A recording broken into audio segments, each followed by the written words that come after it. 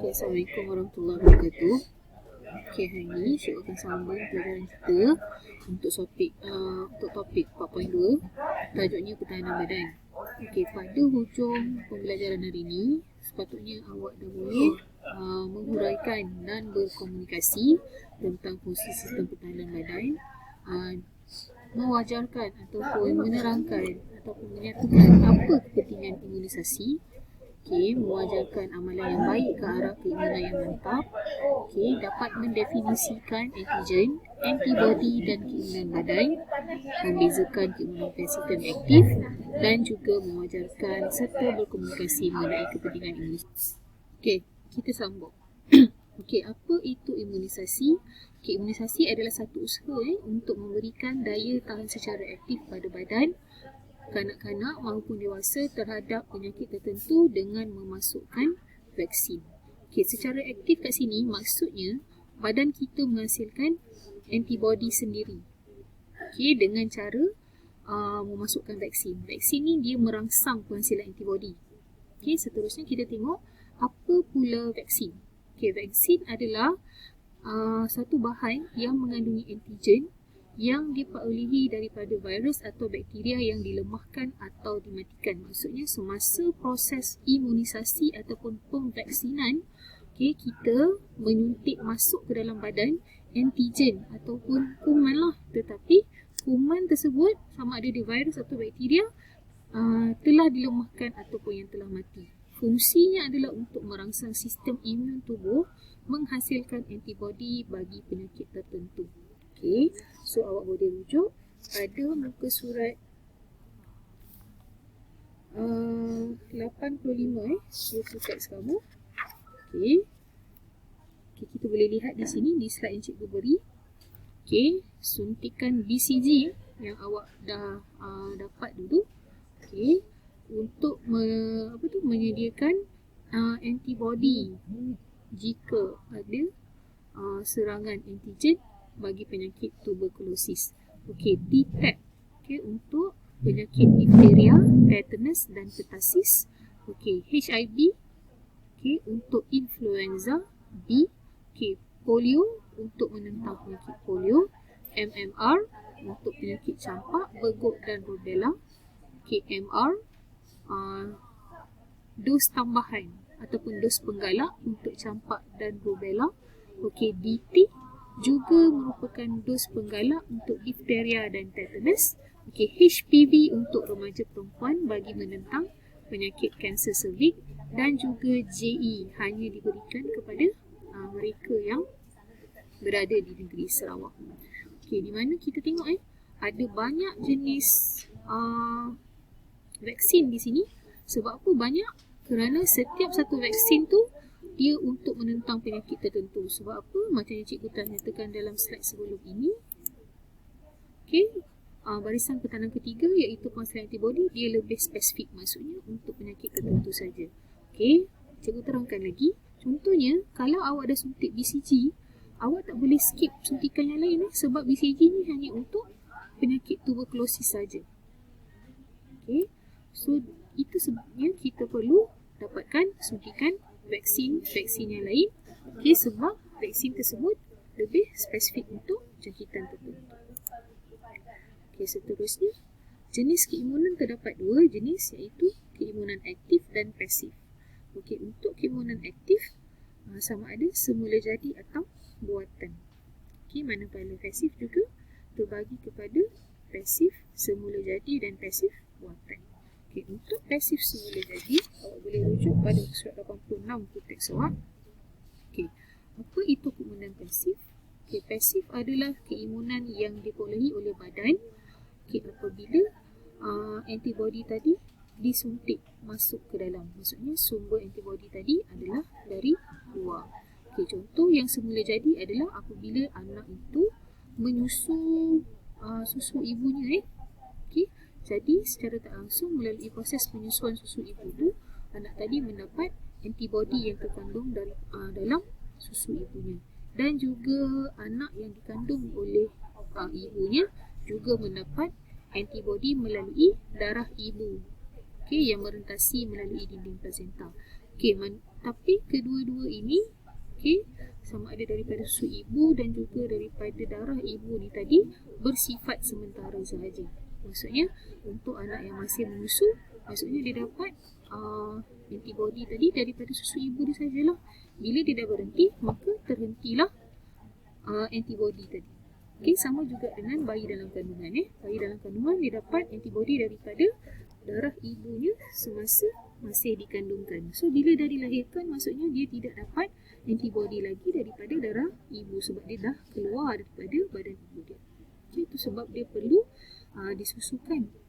Okey, dia perlu disusukan untuk menyambung bekalan antibody sebab bayi yang masih kecil, sistem keimunannya masih belum mantap. Jadi perlu disokong oleh susu ibunya.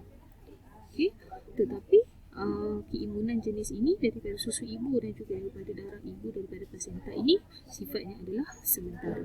Bila terhentinya proses penyusuan, maka tiada lagi bekalan antibody untuk bayi tersebut. Okey, dan juga keimunan pasif buatan. Okey, keimunan pasif buatan maksudnya anti serum disuntik ke dalam badan pesakit, kemudian anti serum yang disuntik tadi akan melawan patogen tanpa mengganggu sistem keimunan. Okey, so keimunan jenis pasif buatan ni sifatnya segera dan juga bersifat sementara. Maksudnya keimunan pasif ni sifatnya adalah sementara. Okey, kita beralih pada keimunan aktif. Okey, aktif semula jadi ialah apabila seseorang itu sembuh daripada penyakit dan perlindungan ataupun antibody yang terhasil juga adalah bersifat berpanjangan, lebih berpanjangan. Okey, contohnya macam apabila seorang sembuh daripada penyakit. Okey, kita lihat pada graf ni, cikgu terangkan, awak boleh rujuk pada graf. Garisan melintang ni adalah aras keimunan. Maksudnya antibody yang terhasil dia perlulah lebih, okey, melebihi aras keimunan. Okey, jadi kita takkan dijangkiti penyakit. Kita tengok graf ni. Okey, graf yang bawah ni kalau awak lihat, okey, garisan ini menunjukkan kepekatan antibody dalam darah. Okey, kalau kita lihat kepekatan antibody dalam darah semasa jangkitan pertama adalah berada di bawah paras keimunan. Itu sebab bila kita dijangkiti pada kali pertama, kita akan mengidap penyakit tersebut lah. Contohnya macam chicken pox. Betul tak? Chicken pox. Chicken pox pada kali pertama jangkitan, okey, kita akan dapatlah kesan daripada serangan penyakit tersebut. Okey, ada tumpuk-tumpuk pada kulit, kemudian kita demam kan. Sebab apa? Sebab pada jangkitan pertama, antibody yang dihasilkan oleh badan ni dia adalah rendah. Okey, bila rendah maksudnya dia tidak mencapai aras keimunan. Bila tidak mencapai aras keimunan, maksudnya kita akan dijangkiti penyakit tersebut. Tetapi jika kita dijangkiti pada kali kedua, okey, antibody tadi dia akan cepat-cepat dihasilkan. Sebab apa? Sebab dia dah kena serang oleh patogen yang sama pada jangkitan pertama. Dia dah ingat dah, dia dah ada memory. Okey, badan kita, sistem keimunan badan kita sudah ada memory tentang jangkitan tadi pada kali pertama semasa dijangkiti. Jadi bila kali kedua kita diserang oleh antigen yang sama, badan telah tahu dah apa antibody yang perlu dihasilkan, maka keimunan tadi diberikan dalam tempoh masa yang lebih pantas. Jadi itu sebab kalau penyakit chickenpox, orang kata kita kena sekali saja. Sebab apa? Sebab kali pertama tu antibody terhasil tidak mencapai aras keimunan. Tetapi jika berlaku jangkitan yang seterusnya, badan kita telah mempunyai memori terhadap antigen yang menyerang tadi. Jadi bila diserang oleh antigen yang sama, antibody dapat dihasilkan dengan cepat. Okay, untuk keimunan aktif buatan, okay, vaksin dimasukkan ke dalam badan. Okay, jadi bila vaksin dimasukkan ke dalam badan, sistem keimunan tadi dia akan menghasilkan antibody. Okay, contohnya pada graf ni, okay, suntikan vaksin kali pertama, dia disuntik pada masa tertentu. Kemudian ada pula suntikan kali kedua vaksin yang sama. Okay, kenapa perlu 2 kali suntik? Sebab apa? Sebab suntikan kali pertama awak lihat aras keimunannya kepekatan antibodi yang dihasilkan tidak mencapai aras keimunan. Itu sebab kita perlukan suntikan vaksin yang sama untuk kali kedua dan ketiga dan seterusnya bergantung kepada jenis vaksin. Okay. Kita tengok apakah perkara yang boleh menyebabkan sistem keimunan menjadi lemah. Yang pertama, terdedah kepada pencemaran udara. Sekitaran yang kotor menyebabkan sistem keimunan lemah. Bila sistem keimunan lemah, kita mudah mendapat penyakit. Terdedah kepada pestisida ataupun racun. Stres juga boleh menyebabkan sistem keimunan menjadi lemah. Dan juga pengambilan gula secara berlebihan ataupun pemakanan yang tidak seimbang. Jadi kita lihat pula apakah amalan ataupun apa yang boleh kita buat untuk menguatkan sistem keimunan. Yang pertama, perlu mendapatkan rehat dan tidur yang mencukupi. Tidur mesti cukup. Jadi tidur yang cukup, badan akan sihat insya-Allah. Tidak merokok dan tidak terdedah kepada asam rokok. Kadang-kadang ada orang tidak merokok tetapi dia terdedah kepada asam rokok. Bila terdedah kepada asam rokok, akan melemahkan sistem keimunan. Beriadah dan menghirup udara segar, melakukan pemeriksaan kesihatan secara berkala. Perlunya pemeriksaan kesihatan secara berkala adalah untuk memastikan badan kita sentiasa sihat, dan jika kita sakit, kita dapat kesan penyakit tersebut lebih awal. So kita tengok kepentingan vaksin. Kita tengok ada dua situasi di sini. Pasangan kembar lelaki dan pasangan kembar perempuan. Untuk situasi pertama, dua pasangan kembar lelaki ni, kedua-dua adik-beradik ataupun kembar ni didedahkan kepada kuman penyakit campak. Tetapi bezanya, seorang tidak divaksin, seorang lagi divaksin. Awak boleh lihat daripada gambar ini apa beza kedua-dua individu ni. Kalau awak tengok pada gambar, yang tidak divaksin, kesan terhadap penyakit tersebut lebih teruk berbanding yang divaksin. Sama juga dengan yang perempuan ni. Yang tidak divaksin, awak tengok muka dia banyak tumpuk-tumpuk campak ni. Tetapi yang tidak divaksin ada juga tumpukan tetapi tidak begitu banyak. Maksudnya jangkitannya tidak begitu serius. So bagaimana vaksin ini berfungsi? Dia macam kita pakai payung lah. Kalau kita pakai payung, kalau kita semua pakai payung, ada orang yang tidak pakai payung juga boleh tumpang payung kita. Vaksin ni macam payung lah. Hujan ni adalah macam jangkitan penyakit. So kalau kita bawa payung, ataupun kalau kita divaksin, jika ada jangkitan, kita boleh menghalang jangkitan tersebut.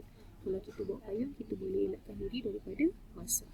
Kalau semua orang bawa payung, kita boleh bantu orang lain yang tidak bawa payung. Jadi kalau kita semua divaksin, kita boleh bantu orang yang tidak boleh divaksin ataupun yang belum boleh lengkap pemvaksinannya.